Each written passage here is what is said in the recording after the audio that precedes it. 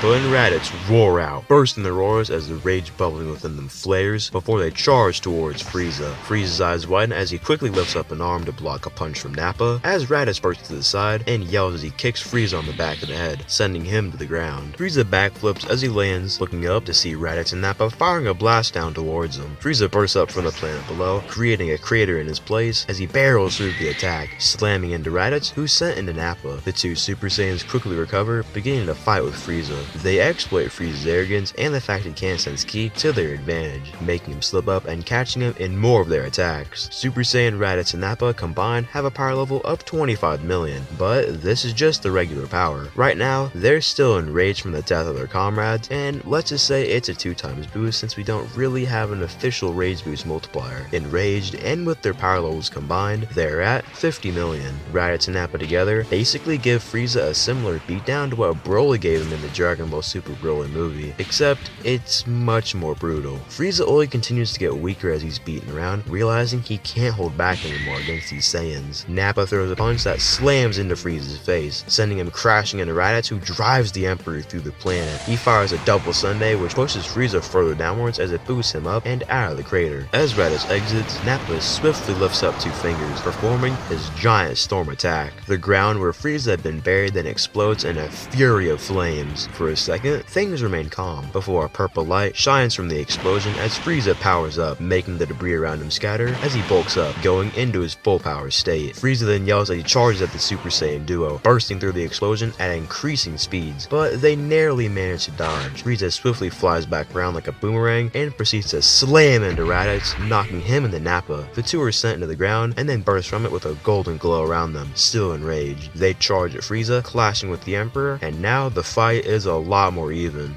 Due to his earlier beatdown, Frieza would only be at a power level of 50 million in his full power state. With this though, he is equal to the two enraged Super Saiyans, but that won't last long. Their rage is beginning to subside, meaning their power is lessening. With this, Frieza begins to have an easier time and eventually gets the complete advantage over Raditz and Nappa. Frieza begins to clobber the two of them around, knocking them into each other as he laughs at their screams of pain. After a short bit, Raditz and Nappa get an opportunity to escape and quickly do so, firing blasts everywhere to create a smoke screen. Frieza can't sense their energies, so he screams out as he tries to find them. Raditz and Nappa then fly high into the sky, talking to each other for a second, discussing something. They notice something critical about Frieza's power. It was insane, yeah, but Frieza can't control it. His stamina and speed are being quickly drained the more he pushes his body for the sake of power. Raditz and Nappa know their Super Saiyan forms won't last forever either, so they have to make the most of this while they can. As the smoke clears, Frieza notices the golden glow of the Super Saiyans in the sky and rockets towards them. Raditz and Nappa begin to fight way less offensive and more defensive now, stalling for as long as they can. They fly all around the planet, luring Frieza to follow them, although they don't really want to do this because it is a cowardly move to run by their Saiyan standards. They realize it's the only choice they have. This makes Frieza waste the limited time he has to use his full power, and once realizing this, he's absolutely pissed. Frieza screams that if he can't kill these golden-haired monkeys, then he'll just blow up the entire planet and destroy them along with it. He lifts both of his hands up, forming a giant ball of pink energy that becomes larger and larger with each second that passes by. Frieza fuels all of his remaining energy into it, knowing this is his only shot of being able to kill the Super Saiyans as he is now. Raditz and Nappa then land onto the shaking ground, looking into the sky at the giant spear of death about to be sent their way. They look at each other, not saying a word before they turn to Frieza. The two then begin powering up themselves, with Nappa practically unhinging his jaw as he charges a bright cannon from his mouth, as Raditz pulls back both of his hands, charging a double Sunday. The planet itself begins to crumble at the insane power being put on display as the Super Saiyans pour every single bit of energy they have into their attacks. Similarly to Frieza, their powers are fleeting, and they know they won't be able to hold out much longer. Their bodies are beginning to wear down after all the fighting that's been had, but they won't give up yet. With the mighty roar of a great ape, Raditz and Nappa fire their beams at Frieza as he throws his planet-sized attack down at them.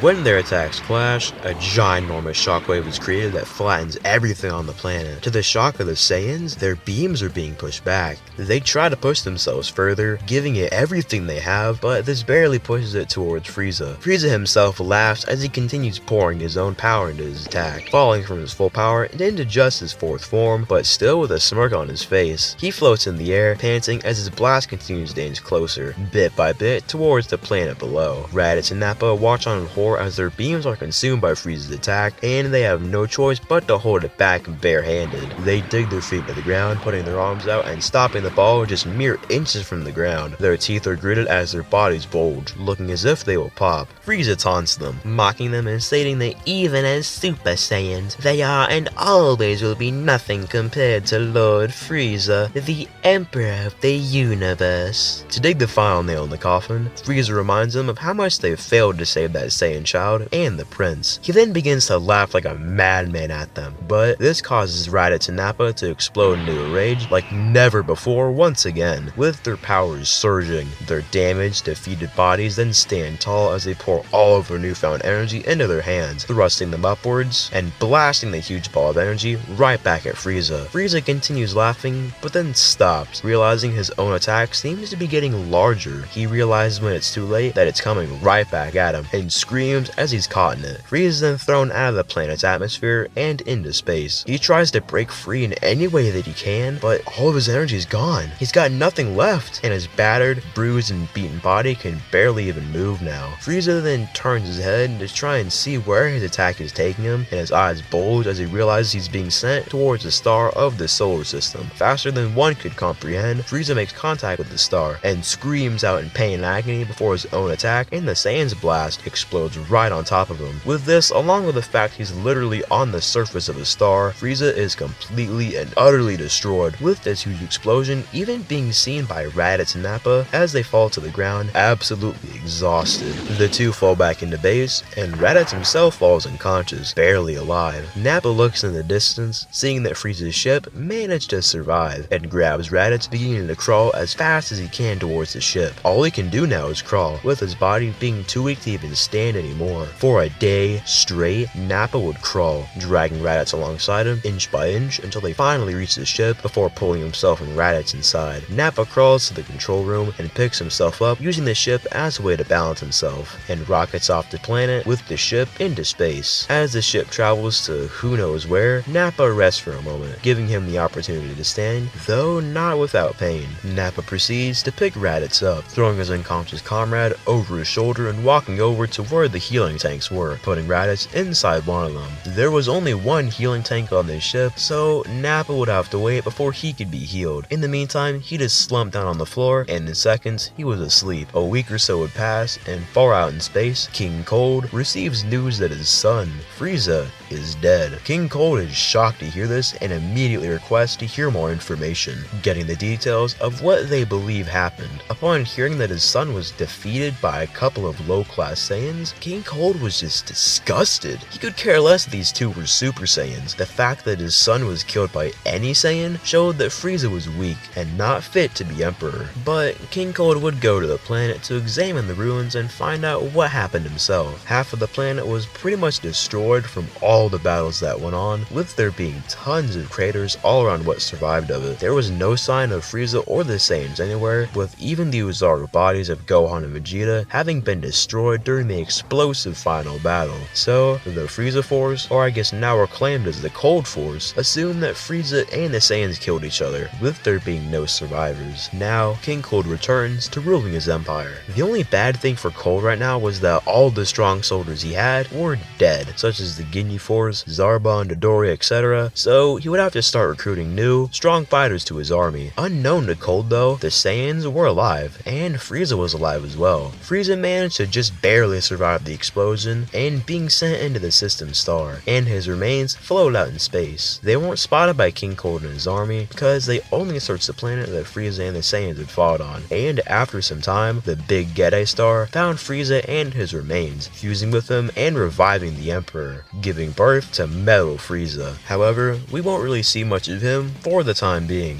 But I know, the Big Gede star is not canon. I don't care. I'm gonna add it here to, just spice up the story and make it more interesting. So I really do not care if it's canon or not, but I'm gonna add it here to just make a better story. But anyways, back with Raditz and Nappa, they've just been kind of depressed for these past weeks over the death of Gohan and Vegeta, and now they barely had any food left after nearly eating all of it due to their Saiyan appetites. They were also running low on fuel and knew they'd have to stop somewhere to get help and stock up on supplies. Raditz then got up and used the ship's radar to scan for any nearby nearby solar systems that might be able to help them, and was surprised to find Namek. Even more surprising is that it's only a few days travel away from them. Nappa perks up hearing about Namek, remembering that was where all those Dragon Ball rumors came from. Raditz says that he believes it could be real, and recalls some of the times Gohan would mention going out looking for them on Earth with Kakarot. Of course, Raditz would first assume this was just a silly little story from Gohan, but after starting to put the pieces together from the rumors in space, and the stories he's heard from Gohan, these things could actually be real. Nappa tells Raditz to not get his hopes up, but Raditz reminds him that this could be their only chance to bring Gohan and Vegeta back. Plus, if the rumors about Frieza's transformations were actually true, then so could the rumors about these Dragon Balls. Reluctantly, Nappa agrees, saying they'll begin making their way to Namek in order to conquer it and take the Dragon Balls. But Raditz retorts that they won't be taking it over, and Nappa asks if he's really serious. Raditz stutters himself, not knowing what had just come out of his mouth. Turns out that Gohan's kindness had actually rubbed off on him, but regardless, they begin making their way to Namek and would arrive a few days later. Before we get into that though, let's head over to Otherworld and see what's going on there. Vegeta's gone to hell, obviously, and actually got to meet the other Saiyans while he's down there. Vegeta met and even reunited with his own father, King Vegeta, and to the shock of everyone, gave him a hug. Vegeta also got to meet his grandparents and even the father of Kakarot, Bardock. Although Bardock's power level was nothing compared to Vegeta's, compared to the average low-class Saiyan, his power level was pretty big. While in hell, he'd try to become a Super Saiyan while training with the other Saiyans down there, but it just doesn't work like that. Also in hell is Piccolo Jr. Since he never trained Gohan, Piccolo would definitely still be evil. Also, he's pretty weak compared to everybody there. Training in hell alone doesn't really give him much benefits, but he does actually find a training partner, his own father, King Piccolo. Together, the two would fiercely train in hell to one day get their revenge on Earth. At the most right now though, they'd only have power levels of a few thousand. Now, let's go up to heaven. First, we'll talk about Goku. He would get to reunite with his grandpa Gohan and even meet Gine. Although he doesn't really remember much about Gine, he feels a connection with her and has a warm reunion with both of his adoptive grandfather and his own mother. After this though, he'd 100% go to train with King Kai, going down Snake Way a little bit faster than he can because he wouldn't be distracted.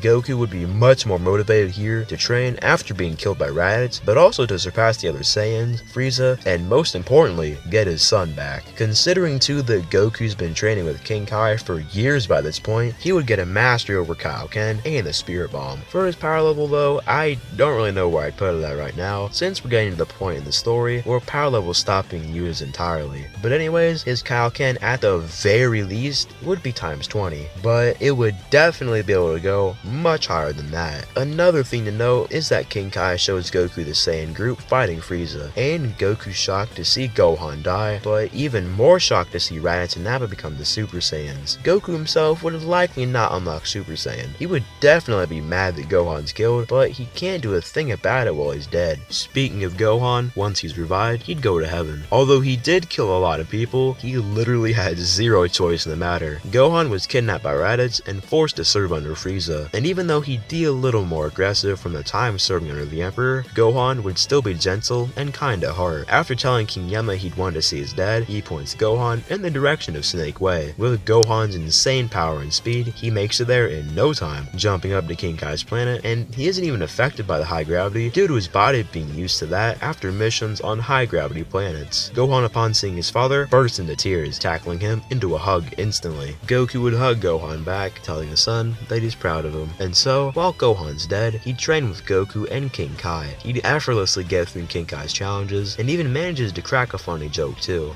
Due to his small body though, Gohan has trouble learning the Kaioken. Thankfully though, Gohan's body is extremely durable, so it can handle smaller levels of the Kaioken, even though he's got a child body. So, at his maximum, Gohan can use Kaioken times 5. Gohan would struggle a bit to learn the Spirit Bomb, due to him not being completely pure after the missions he's been on. But even with this, he manages to learn the technique. Now, let's head back to Raditz and Nappa. They have just enough fuel to safely land on Namek, exiting and being greeted by the Namekians who welcome them with open arms. Nappa is about to grab one of the Namekians to forcefully ask where the Dragon Balls are, but Raditz stops him, telling Nappa they don't need to hurt anybody. Raditz explains their situation to the village elder, and he says that the only one who can decide if they're worthy is the elder of Namek, Elder Mori. By this point, Guru would have passed due to old age, but would have had Mori succeed him in becoming the elder of Namek. Namek. After being guided to the Elder's house by Dende, Raditz Nappa land, and they're greeted by Nail. He isn't very happy to see them, sensing that their souls are tainted with evil. Dende, however, chimes in, telling Nail to give these guys a chance, before Mori opens the door to his house, and he welcomes them inside, sitting down as he listens to what they have to say. Mori can definitely sense that these guys aren't really good, but they aren't really super evil either. He asks them to step forward, and Mori reads their minds. He sees the pain, trauma, and change that occurred within them after the deaths of Gohan and Vegeta, along with the suffering they went through under Frieza. Both of them have been heavily impacted by it, and even Nappa, the tough, brooded Saiyan, had begun to lighten up after the death of Vegeta. And after seeing how far they'd come to get to Namek just to revive their comrades, Elder Mori decided that they were worthy to wish on Purunga, the dragon of Namek. With the insane speed of Raditz and Nappa, the Dragon Balls are collected in no time and brought back to Mori's place. Elder Mori then summons Purunga in the Namekian language, and the two Saiyans look on in awe at the giant standing before them. The first wish is to restore the bodies of Gohan and Vegeta, then to revive them, and finally transport them to where they were. And after the three wishes were granted, Purunga flew high into the sky and dispersed across Namek in the form of the Dragon Balls. Gohan and Vegeta, in base, looked around in shock. Were they alive? Just a second ago, they were in the afterlife. Raditz, Nappa, and Elder Mori explain everything to Gohan and Vegeta, who take a bit to process it all, but they're thankful. Gohan openly shows it by jumping up to Raditz and hugging him,